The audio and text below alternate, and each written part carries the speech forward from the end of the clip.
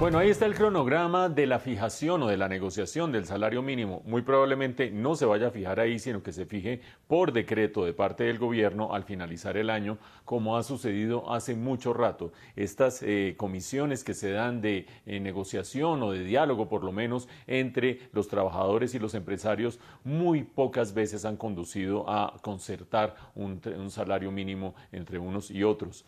Pero recordemos el cronograma que nos ha dado Ismael. El próximo viernes, de hoy en 8 días, terminarían oyendo los informes técnicos del DANE por una parte, del Banco de la República por otra parte, pero también uno que es fundamental, que es el informe técnico acerca de la evolución de la productividad del trabajo que lo da Planeación Nacional. ¿Por qué es fundamental? Porque dice la ortodoxia que el salario mínimo se debería aumentar en la inflación esperada, es decir, la inflación del año entrante, no la inflación corriente, sino la inflación del año entrante, más el aumento de la productividad laboral. Es decir, que nadie pierda poder adquisitivo el año entrante con ese aumento del salario mínimo, ahí está el tema de inflación, pero que haya ganancias en la medida en que haya un aumento de la productividad del trabajo.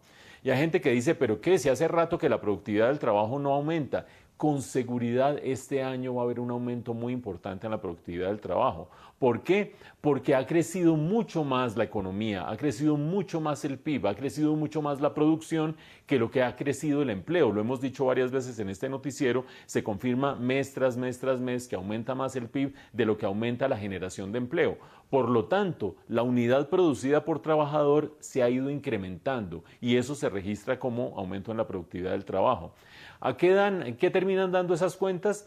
Para los ortodoxos terminan siendo más o menos 5% de inflación y quizás un punto de aumento de productividad del trabajo. Eso da más o menos 6%, digamos que hay un aumento adicional, 6,5%. En el otro extremo, ustedes lo han visto en la nota, las posiciones de los sindicalistas están alrededor del 11%, en todo caso por encima del 10%, con un argumento que no es menor.